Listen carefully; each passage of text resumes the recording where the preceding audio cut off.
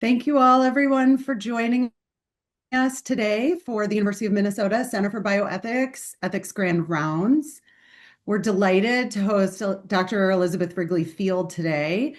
Before I introduce her and we begin our talk, I have some brief housekeeping. Next slide, please. So I need to make a disclaimer that the views expressed by the speakers are their own and do not necessarily reflect those of individual Center for Bioethics faculty. The Center for Bioethics does not take positions on specific issues, and the hosting or posting online of this webinar does not imply endorsement of any views expressed by the speaker. We will have the Q&A function enabled. Please use it to alert the center staff if you're having any difficulties during the webinar. The webinar will be recorded and posted on our YouTube channel. The captions are enabled and can be enabled on your screen, and you'll receive an evaluation. It will pop up in the web browser as it just did. It is linked in a presentation details document that will be available in the chat for you. You'll also receive an email, and we will present a QR code here and at the end for you to be able to evaluate today's webinar. Next slide. For those seeking credit for attendance today for CEUs, the form is in the presentation details document. For IPE students, you have a reflection form in the presentation details document. For biomedical engineering students, submit the event name and date on your Canvas page to receive credit.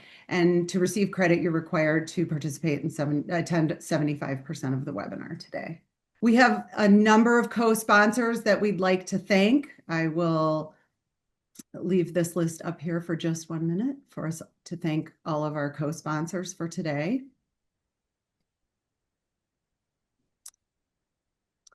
And without further ado, I am thrilled to introduce Dr. Elizabeth Wrigley-Field today. Dr. Wrigley-Field's an associate professor here at the University of Minnesota. She's a sociologist and demographer who studies racial inequality and mortality. She was until recently, the associate director of the Minnesota Population Center, but is joining us now from New York, where she is a visiting scholar at the Russell Sage Foundation. I am thrilled to present Dr. Wrigley-Field, and I will turn it over. Hi, everybody. Thanks so much for being here. Thanks to the Center for Bioethics for having me. I'm really very happy. As the slide says, I declare no conflicts of interest. I'm going to start with a story. Among the stories of violence that Margaret Burnham recounts in her book, by hands now known, Jim Crow's Legal Executioners, is a series of incidents in Alabama's Union Springs in 1945. There's a stretch of Black businesses that included a shop and cafe owned by Edgar Bernard Thomas, and next door, a barber shop owned by the Reverend James L. Pinckney. One day, Thomas's business was visited by two police officers. One of them, who was interested in a woman who Thomas was romantically linked to, murdered him. Reverend Pinckney heard the other officer say, "We're going to run this damn town. I'll kill every Black son of a bitch in the street." The police chief visited him later that day and warned him to get out of town. So he did. He fled to Chicago. He never returned. The tragedies and injustices that were enacted on Thomas and Pinckney on this one day in October 1945 illustrate a core aspect of Jim Crow, which was the intertwining of theft and violence, right? So Pinckney lost his business and his home, Thomas lost his life. Among the consequences of the widespread racial terror in this extensively documented history are this immense loss of wealth among Black Americans who'd sought to amass security through businesses and property, and also the losses of life that facilitated many of those thefts. And these linked thefts of wealth and of life, I would argue, are the twin faces of racial domination in the United States, right? So they're the foundations of enslavement, which built extraordinary wealth through stolen labor power or life's work. Um, and slavery entailed the theft of the fruits of the labor of slaved people, but also the theft of their self-determination. And so the reason why I'm starting with this story is just this reminder to us to think broadly about self-determination as this most fundamental kind of underlying theft that's enabled by America's systems of racial domination. I sometimes summarize this as if wealth is the best single proxy for power, then I'd argue that time, how much time we get, how much control we have over it, might be the best single proxy for freedom. And so that is the premise of the larger research program, of which this talk is one part. And one piece of that program, which this talk is not really going to focus on, explores what reparations for slavery and Jim Crow might look like if they were understood as redress, not just for lost wealth, but for lost lifespans as well. So I consider questions like, would trying to equalize Black wealth and white wealth in practice, would it amount to equalizing health? Social science gives us conflicting intuitions about that. Or questions like, if we wanted to try to actively return control over time to people, how might we do it? And so on. So these will not be the focus of the talk, but I do want to invite you to have a broad conversation about these questions in the Q&A if you'd like to. The question I'm going to actually focus on today is logically prior to all of that, and it's how big are Black-white lifespan differences actually? And this talk is going to come out of an article that I very recently published in the Annual Review of Sociology. And let me say at the outset that this question, how big are Black-white lifespan differences, might strike you as just an incredibly narrow question. And by the end of my talk, I want to convince you that there are some answers to this question, not only answers, but ways of answering it that you probably have not anticipated, and that I hope will affect the way that you think about lifespans in an ongoing way. Let me also just say at the outset, I am only going to be speaking about lifespan differences between these two racial groups, Black people and white people, and generally speaking, non-Hispanic Black and white people. And as I say in my article, with respect to a lot of very tricky normative questions that we might want to wrestle with about mortality differences and mortality disparities, focusing narrowly on these Black-white differences is playing on easy mode. Since virtually everything we know about health can be mapped onto ways that Black Americans are systematically disadvantaged, it means I think that when we see Black-white mortality differences in the direction of Black disadvantage, I think our prior or our assumption can be that those differences reflect Americans' racist practices, unless we have a specific reason to think otherwise. And so I'm using that assumption as kind of a warrant to bracket off all of the questions about the causes of Black-white mortality differences, which are really important questions, which we can discuss.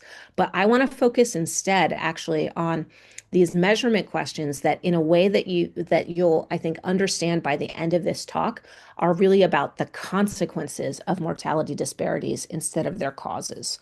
So let's get into it. How big is the Black-white lifespan gap? We have one very obvious traditional answer. So before the COVID pandemic, the non-Hispanic white-Black gap in life expectancy at birth was about 4 years. In the core pandemic years, it rose up to about 6 years. Since then, it's been falling slowly back down, back toward 4. But it's really hard for us to get our heads around what a gap of like 4 years of life expectancy really means.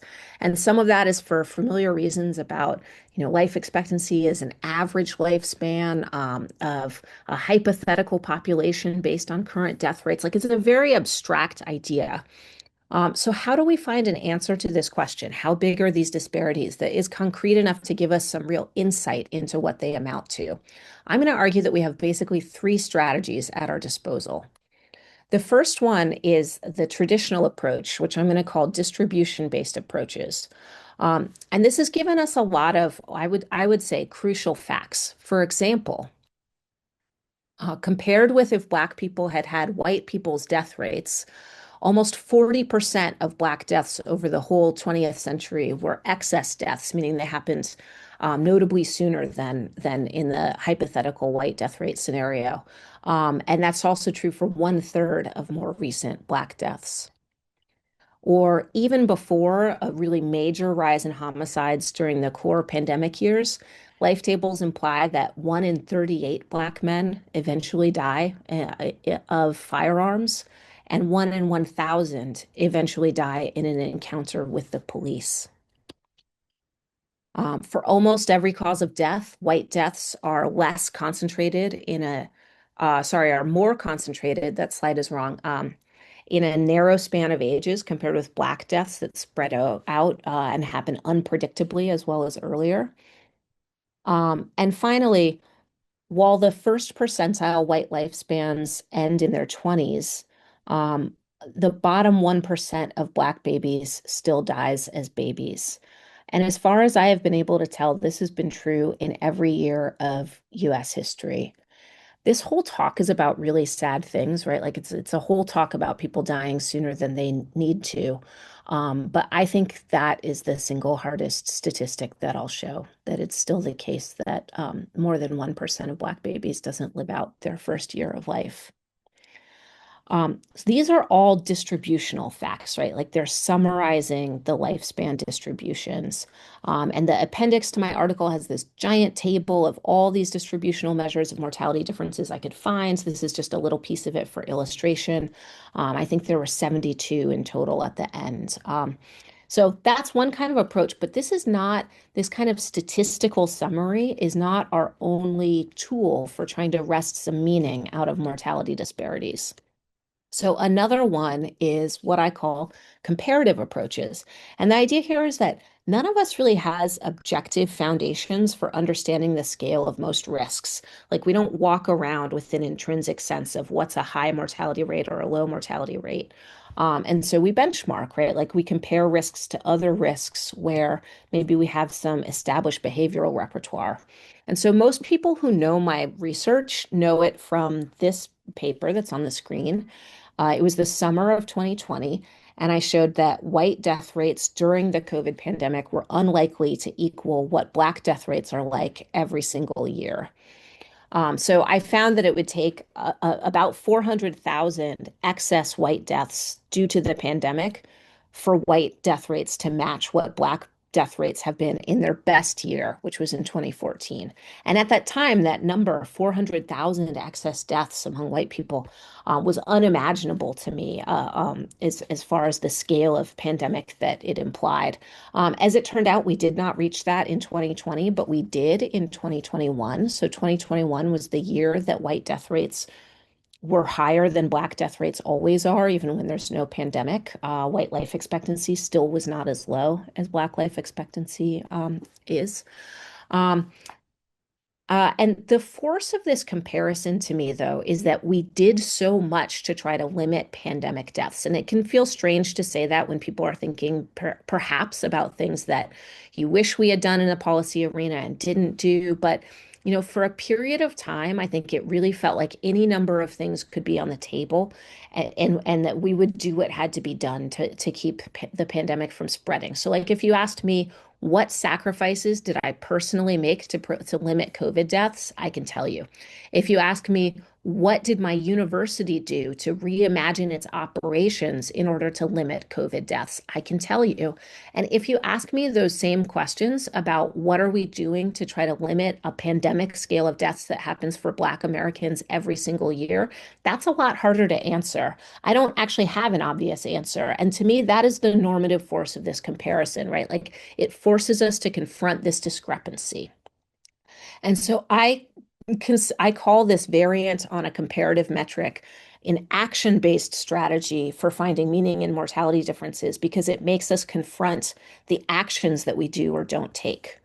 Um, the reason that I thought to ask this question in the first place, like how is a pandemic for white Americans going to correspond to normal Black mortality, is that my co-authors and I had actually already found that the comparable fact was true about the 1918 flu. So in US cities in 1918, white death rates at the height of that pandemic were still lower than Black death rates were every year. And when we first discovered that, we actually thought that we had made a mistake. So we checked it many, many, many different ways. It is true. Later, we realized that this analogy, though, of ordinary Black mortality in that era to 1918 pandemic mortality for white people actually ran deeper than even we had realized. So the 1918 pandemic was so horrifying, partly because of the sheer scale of its deaths, but it also because it killed people very young in their 20s and 30s, which is, horrifying. And we realized that this actually was also true of year in, year out Black mortality of that era, not because of the flu, but primarily because of tuberculosis. So, Black tuberculosis deaths at young adult ages every year were similar to white 1918 pandemic deaths. And what that meant in practice was things like this. This is a letter to an advice column in the Pittsburgh Courier, which was a weekly Black newspaper in 1932. I'm a young man just finishing my profession and had hoped to make a great success of life, but I've developed tuberculosis and have not many years left to live if things keep on as they've started.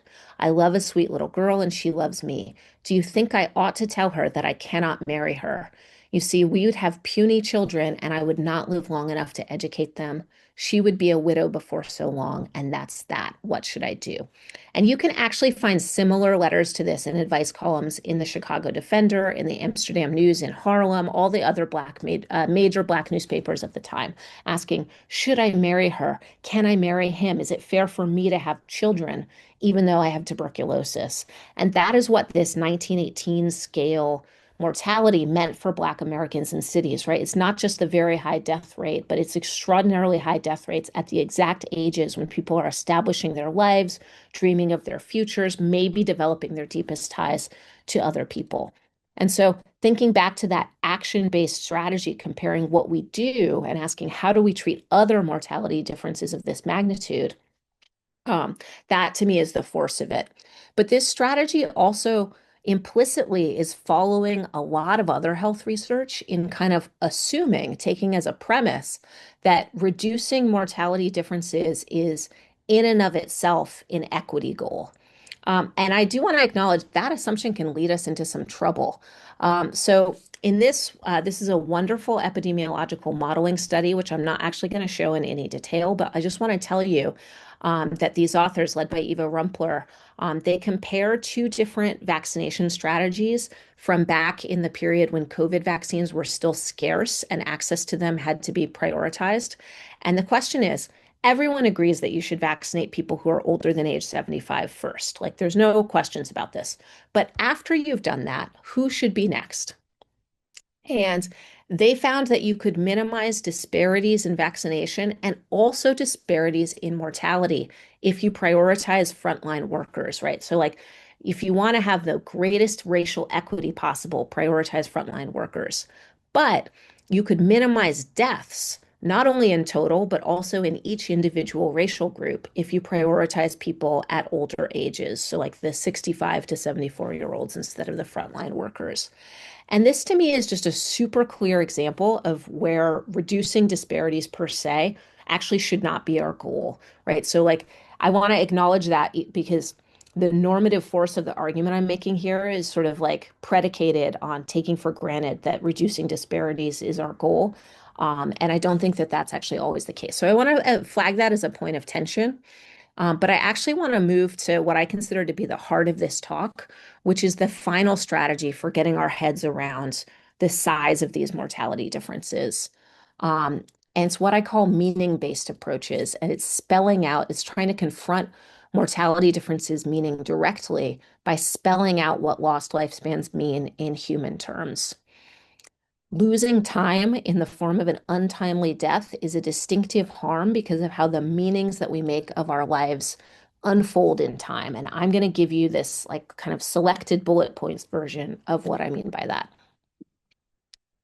First, if Black people lived as long as white people, the US electorate would be less tilted toward white people.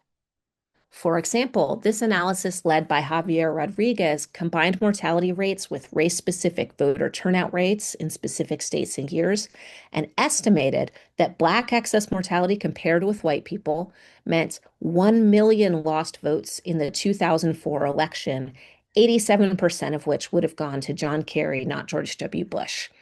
They identify 11 Republican governors where hypothetical Black voters who were missing because of death rates would have swung the election the other way. And they note that those elections were especially consequential for policies like whether to expand Medicaid under the Affordable Care Act. Um, if Black people lived as long as white people, more Black people would get to retire. For example, the 2019 life table implies that 76% of Black, compared with 84% of white people, live until age 65. Retirement systems that use measures like penalties for early withdrawal to adjust for the fact that lifespans are increasing in general, but don't think about how unequal those increases are. Those systems are not, in the words of Miguel Sanchez Romero, actuarially fair. In fact, they can function to redistribute wealth from non-white to white populations. As an example, in 2020, pandemic-related excess mortality led to a loss of projected Social Security wealth, so meaning the wealth that people didn't get to claim because they died too soon. That loss was more than 11% of the projected Social Security wealth for the Black population, but only 5% for the white population. And there's like many caveats that we should put on this, right? Like retirement as a distinct life stage is a joint achievement of your survival and your economic circumstances. Also, like dropping out of the workforce can reflect a lack of desirable work as much as a affirmative decision to retire. And so I'm mentioning these caveats as kind of like a stand-in for caveats in all of these bullet points, which are that potential outcomes are not always realized, right? So when we're talking about a lost life and the potentiality of it, we don't actually know how often that potentiality would have been achieved. And the outcomes that are realized can mean more than one thing. And having said all that, the point remains that universal entitlements are not actually that universal without an entitlement to live long enough to achieve them. And we're If Black people lived as long as white people, the United States would have a richer collective memory of Black cultural traditions and political movements. Lost lifespans are a lost population linked to the past. Premature death robs us of our collective memory. For example, the loss of mostly Black jazz musicians during the COVID pandemic is the loss of musical traditions, networks, knowledge, and future innovation. The way that one musician puts it in this news article is every time you lose a legend, you lose a library. Something that I'm working on in my research right now is a project estimating how much memory, population memory of the civil rights movement and the Jim Crow era were lost to the pandemic, and how much have been lost to the fact that Black people have shorter lifespans than white people do, and that's been true since the civil rights era. This is part of a larger project on the demography of historical memory. If Black people lived as long as white people, Black people would have more time with their loved ones. For example, the demographer Deb Umberson and her colleagues found that across a variety of kin relationships, depending on the type of relationship, Black people were between 50% and 300% more likely than white people to experience a kin loss. One reason this matters so much is that it robs us of what I think of as one of the most deeply meaningful human experiences, which is the chance to see ourselves and our loved ones at different stages of life, to be known through many versions of ourselves. In her memoir, Ashley Ford reports thinking when her beloved grandmother dies, "You're going to miss it," I thought. "I'm going to be so much better than I am now, and you're not going to be here to see it." These are some of death's losses. There are some others. If Black people lived as long as white people, fewer Black people would experience proximity to violence. For example, we know from the Boston reentry study that 40% of the recently incarcerated respondents, so this is a study of people leaving prison and reentering regular society, and 40% of them had witnessed somebody being killed during their childhoods. We also know from the sociologist Pat Sharkey's work that homicides in a kid's neighborhood can harm children's cognitive development and their behavior at school, even if they didn't personally witness the homicide. A book that really drove this home to me is this book. It's on the bottom right of the screen called Brothers in Grief. And it's an ethnography by Nora Gross of a Black boys charter school in Philadelphia, where multiple students were killed by gunfire during the time that she was participating in the life of the school. And her account includes this indelible image of students changing from one memorial t-shirt into another because one student's funeral happened to fall on the same day as another student's memorial event on his birthday. Um, if Black people lived as long as white people, fewer Black people would be or feel culpable for someone else's death. And my idea here is that losing close kin and having vicarious experiences of violence, like the two things I just talked about, these are not the only ways that someone can have a traumatic relationship to someone else's death. Another way is feeling responsible for it. So let's talk about street design. Black neighborhoods are less likely to have safe pedestrian crossings. They're less likely to have adequate lighting. They're more likely to be near high-speed arterial roads. We measure the impact of this through deaths. So we know that per mile traveled, Black Americans are about twice as likely as white Americans to die while they're driving or walking. They're about 4.5 times more likely to die while they're on a bicycle. But we don't measure the impact of these design choices through surviving, let alone being responsible for a fatal collision.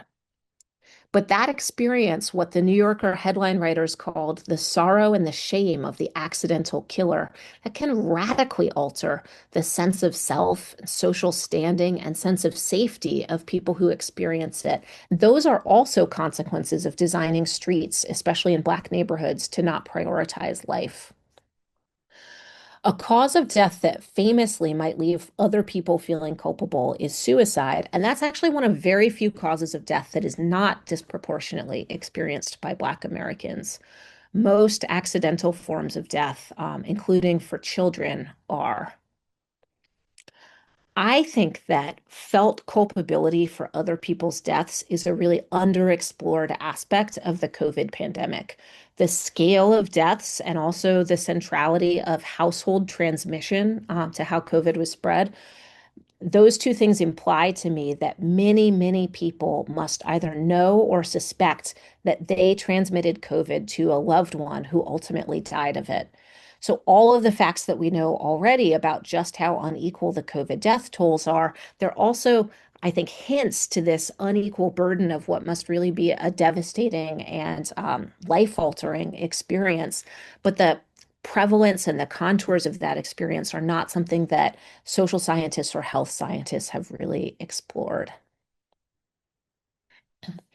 If Black people lived as long as white people, more Black people would have the chance to change their minds and behaviors in ways they find meaningful, and more would have the chance to reconcile after relationship ruptures. For just one example, there's a characteristic age patterning of criminal activity, which is that people tend to, if they're going to participate in criminal activity at all, they do it when they're teenagers and young adults, and then they kind of grow out of it and stop. And this characteristic age patterning generates a very distinctive and actually very meaningful experience for many people of any race who've ever engaged in criminal activity, which is the experience of becoming someone who no longer does that. Experiences like that, which occur on this kind of spectrum from like very dramatic to very mundane experiences of just like growing into greater maturity, these kinds of experiences are often very salient in how people recount what their own life has been about, how they make sense of the meaning of their own lives. Another a particularly meaningful way of changing one's own mind or having someone else change theirs is achieving a reconciliation after an estrangement. So, relationship estrangement is actually very common. For example, in the Ad Health longitudinal data survey, it's one of the major social science and health science surveys. And 1/4 of respondents are estranged from at least one of their parents, at least in at least one point in this survey. So very, very common. But reconciliation after estrangement is common too. Dying too soon can mean just not having the opportunity to reconcile. Rehabilitation and reconciliation are two major ways that people enact what Dan McAdams argues is the core American narrative of redemption. So, in other words, in the United States, we have cultural and symbolic tools that allow us to have a particular kind of satisfaction and felt meaning in our lives when our lives conform to a very common patterning that can take years or decades to play out. These redemptive experiences, I think, are cultural goods that become accessible to us as we live through time because they intrinsically involve a trajectory through our lives. And in this vein, my colleague at the University of Minnesota, Michael Walker, gives a really enlightening discussion of the strategies that jail residents use to manage the forcible loss of narrative in their lives and just how dislocating an experience that is, kind of imposed by the uniformity of a life in incarceration. To the extent that longer lives offer us the possibility, though not the promise or guarantee, of confronting what the scholar Judith Gluck calls the fundamental themes and questions of human existence, an early death forecloses those possibilities. When I was thinking about these meaning-based measures, I took a lot of inspiration from memoirs and essays by Black authors, especially some of the ones on the screen. And I especially want to highlight this one passage from Ta-Nehisi Coates's Between the World and Me. He says, "It struck me that perhaps the defining feature of being drafted into the Black race was the inescapable robbery of time, because the moments we spent readying the mask or readying ourselves to accept half as much could not be recovered. The robbery of time is not measured in lifespan, but in moments. It is the last bottle of wine that you've just uncorked, but do not have time to drink. It is the kiss that you do not have time to share before she walks out of your life. It is the raft of second chances for them and 23-hour days for us." And I think one way of reading what I'm trying to do with these meaning-based metrics is an attempt to take up this challenge. He says it's not measured, the robbery of time is not measured in lifespan, but in moments. Could we actually measure the robbery of lifespan as the loss of meaningful moments? Um, there are, of course, a lot of ways that time is structurally granted to some people and denied to others. So here on the slide is just like a smattering of examples. You can see some research on incarceration, on commuting time, on workplace hours, and how unpredictably they're scheduled, on administrative burdens, and much more. Death is only the most maximal of these losses. I think time loss also parallels other ways of not being able to spend your life on what you want to spend it on, like losing the chance to turn your energy and your attention toward your own goals and concerns. And to me, this is captured really well in the writer Amy Berkowitz's imagined series of paintings titled "Brilliant Women Talking About Rape Again" instead of talking about their art or any other topic. I think that it might sit uneasily with some of you to instrumentalize death by listing its consequences partly for other people, right? Like, even I started with consequences for electoral contests, right? And in truth, it sits uneasily with me, right? Like, if history is written by the victors, I think we could say that social science is written by the survivors. But I never want to lose sight of the fact that an untimely death's biggest loss is always to the person who loses their life. The unknowability of what anyone would actually do with their lives in the end is this meaning-based approach's biggest challenge. I also think it is probably an untimely death's biggest loss. An exhibition displayed at the National Museum of African American History and Culture features a flight suit once worn by Trayvon Martin, who had dreamed of working in aviation. He attended and later volunteered at an aviation summer camp. Nobody can know whether he would have achieved that goal, whether it would have been supplanted by others, like what he would have made of his life. And the exhibition invites viewers to contemplate this very unknowability. Artistic and literary works find ways to make something as abstract as lost potential into something as concrete as a murdered child's beloved uniform. Quantitative social science measurements might never achieve the same thing, but we could try. Thank you.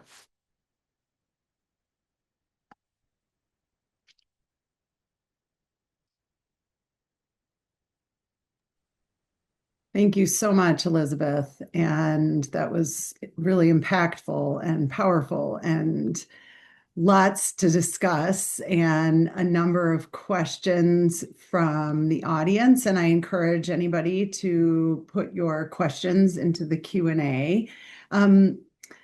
Just chronologically in the presentation, there were respondents regarding the COVID mortality gap and the 400,000 excess white deaths to equal. And the question about prioritizing frontline workers versus the 60 to 74-year-old cohort. And how you think that this plays out in the context of asking the bigger picture as you're talking about it, that we're talking about reducing disparities. That's not necessarily our overall goal. When these plans were being put in place about frontline workers, where do we prioritize?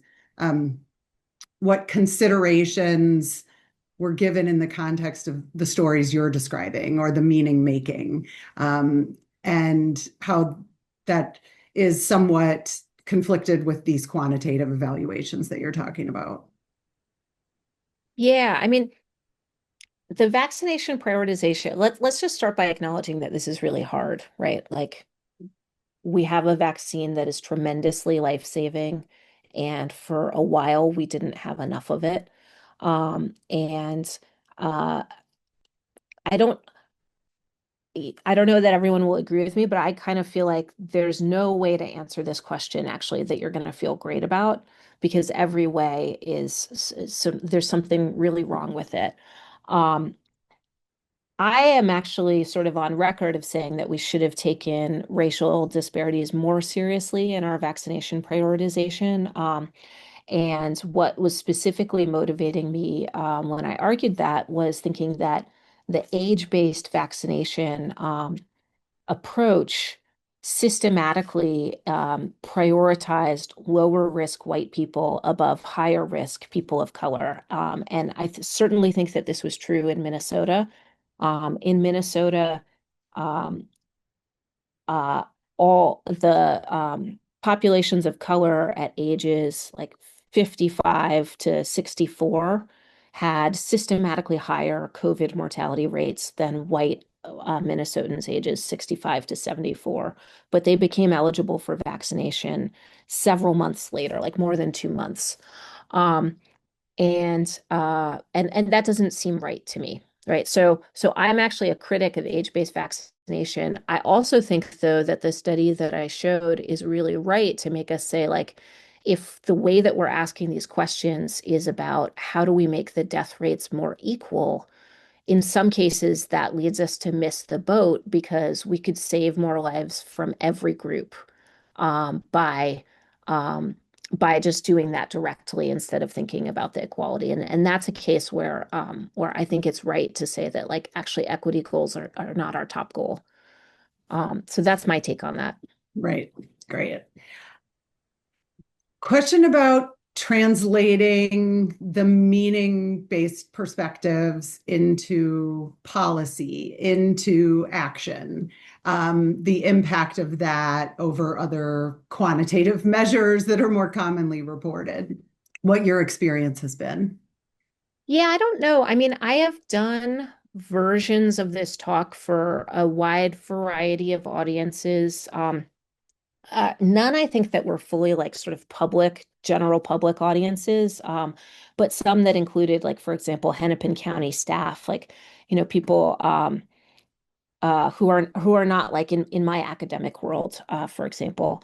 Um, and I think what has been gratifying about it to me the most has been when this way of talking about death gets us to actually stop and think about how serious a thing it is that we in the United States routinely allow people to die sooner than they need to die. And we do this in a way that is very systematically unequal. And so we do this in a very particular way for Black Americans that we don't do for white Americans.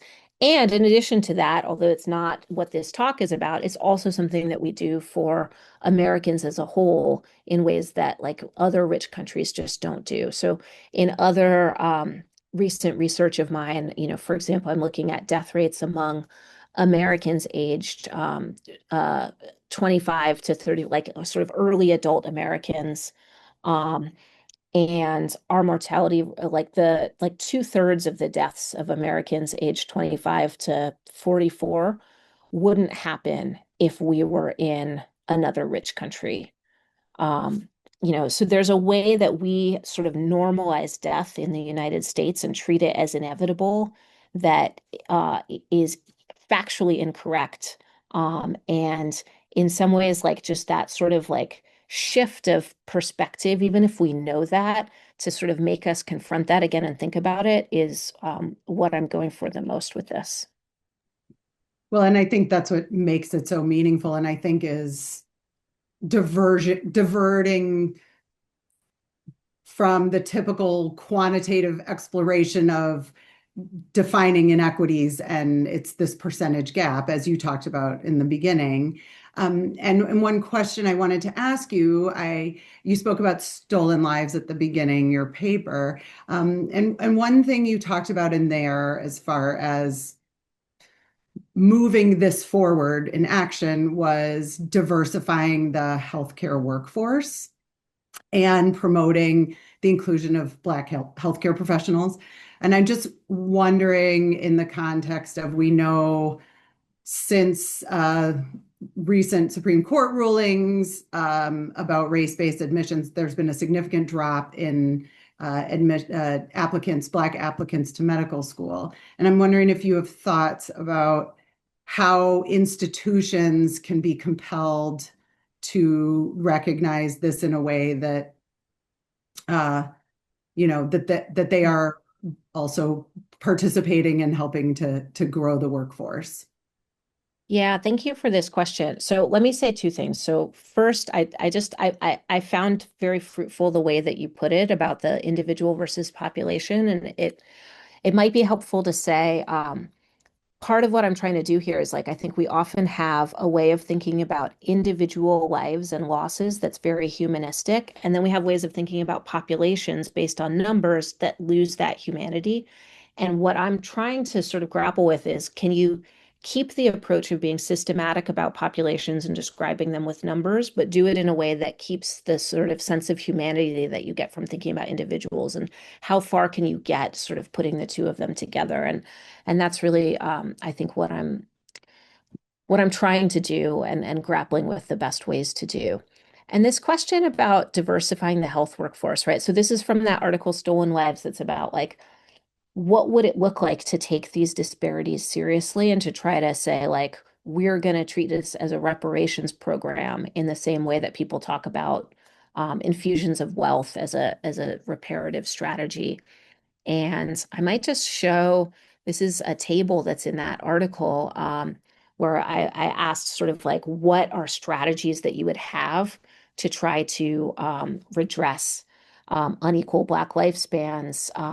And one dimension of that is your goal to equalize lifespans or to try to redress short lifespans by returning control over time to people in some other way? And another dimension is how targeted are they? And so one, like, I think plausible contender as a reparative policy is a plan to have a mass expansion of the Black medical workforce. And to me, the best argument in terms of like a single research article, the best argument for this strategy is this wonderful article by Marcella Olson, where she conducted this actually experiment, this really ambitious experiment where she set up a health clinic in Oakland that randomly assigned Black male patients to have doctors of different races. And they analyzed the doctor's notes and they found that the Black doctors had just completely different and much higher quality interactions with the patients than the other doctors did. They understood the patient's struggles much more holistically in terms of their lives. And the most striking result that they found is that as a result of these higher quality interactions, the Black male patient's willingness to embrace preventative measures was so much higher when they had a Black doctor that if you scaled that up to the population, they argue you could reduce the Black-white gap in cardiovascular mortality for men by 19%. And that's like, I mean, we never see interventions having effects of this size in the social science world, right? So this is really striking. Um, so on the one hand, this is to me like this incredible argument for diversifying the health workforce. And on the other hand, I also think we have to just pause and reflect on the fact that the context in which Black doctors make such a significant difference is a context in which Black men suffer so many risk factors for cardiovascular disease, right? Because like if people are in fundamentally good circumstances, most of the time, most of us don't need a doctor that badly. And so, if you could imagine a context that successfully addressed all of these non-medical sources of this disparate disease burden, Black doctors would have fewer lives to save, right? And so, I think this is kind of a general point about how we think about interventions where, and the scale of them. And this is the full version of this table, but I'll just say like the other part of your question was about institutional responsibility. And I would like to say that I did not expect so many of our institutions uh, our law firms and our media institutions, and certainly our university institutions and our health system institutions to be as cowardly as they have shown themselves to be in this moment that we are living through. And I think many of us read Project 2025 before um, the second Trump administration began, and we're sort of aware of how horrific it was. But I will say I was not aware of how easy it would be to enact big parts of it without real institutional resistance from major institutions. And that has been a pretty appalling lesson. But you all are a Minnesota audience, and so you also are an audience that is aware of like the flip side of that about really like incredibly courageous and actually deeply effective resistance that people are able to enact even when our institutions are not supporting it. So Thank you. With regard to that, as a spinoff of that question, there were a number of questions asking about trust in the data and trust in mortality data that's produced from, government sources. And I'm wondering what your perspectives are about that. I currently do trust all of the US mortality data. I think that it continues to be high quality.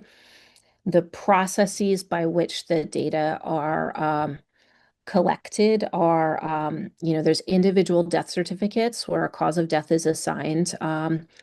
And then they are sent by states to the National Center for Health Statistics, which has a set of like routines that it goes through to check the quality of them, to impose some sort of uniform standards. And then the death reporting comes out of that.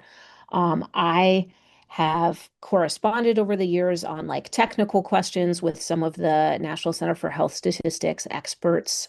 They're incredibly, incredibly skilled and dedicated civil servants who were really lucky to have in these roles. And I think their jobs are systematically becoming much, much harder now due to federal policy and actions. But the work they do is very, very good. So I trust those statistics because, like, that sort of pipeline, I don't believe has been meaningfully disrupted in any way. Um, the biggest quality concerns in that process come actually at the beginning of it, where the deaths are initially ascribed a cause on the death certificate. And there it matters that like we do have this incredibly patchwork strategy in the United States where some areas have very professionalized cause of death reporting, and other areas have very amateurish, like elected coroners with no medical backgrounds, very poor death reporting. And Minnesota is an interesting state because we actually embrace that patchwork within our state, and our counties do different things from each other, and our quality of death reporting is variable too. Um, but yeah, for right now, that's where I would worry about the data quality more for these particular kinds of statistics. I was particularly struck by the point about loss of historical cultural knowledge with premature death. And someone asked about whether or not you think that the social consciousness that was awakened by the death of George Floyd has been lost. And if you can contextualize that moment and experience in where you're coming from with this work now. Yeah, that's an interesting question. I have not thought about it in those terms. I've been thinking about it more sort of going backwards. Like in 2020, most upheavals are led by pretty young people. And then if you go and read like the qualitative histories of them, that sort of gets into individual biographies, like something that has been striking to me is how often the young people who are involved in one kind of upheaval actually have some deep personal tie to people who are involved in past upheavals. This is a major point about the civil rights movement that actually was not appreciated by historians for a long time for a good reason, which is that many, many, many civil rights leaders had really deep ties to the old left of the 1930s, the kind of like socialist, communist, labor left that were very, very important to the early phases of the civil rights movement. And they systematically hid those ties because they didn't want the movement to be more vulnerable to, McCarthyist red baiting than it already was. Um, but I think this is sort of a general phenomenon, right? So I've been very interested in like, what is the set of links between the George Floyd racial reckoning moment and kind of generational ties back to earlier civil rights struggles. And I've not thought as much about the going forward perspective. I mean, we're not so many years out. Um, in demographic terms, it's not a situation where there's been a lot of turnover. On the other hand, when you think about young people, right, like as someone who teaches college students, I certainly know like the turnovers happen really quickly, right? Because you're talking about things that are sort of recent in your own life and memory, and you realize that the students that you're talking to were like 11 years old at the time and actually have no grasp of what you're saying. And so yeah, I think I am very kind of generally concerned about how we lose memories of like as a resource that we should have in our population, of really important things that people have done because we don't allow them and their communities and their kin to live long enough for all the sharing that deserves to happen. Thank you. Well, one thing that you addressed briefly, but wanted to ask you about was about environmental exposures. And you talked about city planning and roads. Um, but with regard to neighborhood construction, distribution of dangerous chemicals in certain communities, and um, how we bring that into the fold of talking about this in its larger context. Yeah, thanks for that. This question is sort of near and dear to my heart. I live in the northwest corner of Seward, across Hiawatha from East Phillips, which is one of the most polluted neighborhoods in all of Minnesota. I was part of the campaign to get some of its most notorious Clean Air Act violating polluters like Smith Foundry out of that neighborhood. Um, and I think we, even in the research community, I think have sort of systematically underestimated often how much pollution is really a driver of deep, deep disparities in health and lifespan. One way that I think about this sometimes is that there's sort of twin civil rights that involve where you are, and one is the right to move freely between places. And obviously, that right is so dramatically and profoundly under attack. And the other is the right to be where you are and already and have it be a safe place to be where you can live the way that you want to live. And I think even internal to the United States, both of those have always been deeply implicated in struggles for civil rights. And uh, to me, the pollution part of this is just a really deep part of being able to live where you are and have it be safe. Thank you. Well, I appreciate your time and the thoughtfulness and the comments. I think everyone is very impacted by what you talked to us about today. I appreciate all of the questions, and I'm sorry that we didn't have time to get to all of them. There were a number of people asking for some of the references and books that you spoke about, and so I just want the audience to know that the slides will be available after the talk, which have all of her references on them. Um, and I just wanted to alert the audience to our upcoming webinars and presentations. So our March and April are set, and we will have our own Dr. Kozemanel in the end of March. And in April, we will have Dr. Carrie Candrian from the University of Colorado. We have another one in May with Dr. Jennifer Tsai, and we will follow that up, finish up the academic year with our own Joel Wu, who is doing a talk about first-person authorization and organ donation. So again, Elizabeth, thank you so very much for this really moving talk. Thank you to all of the attendees. And we really appreciate everyone spending the hour with us, and we appreciate your time. Thank you all so much. Thank you, everyone.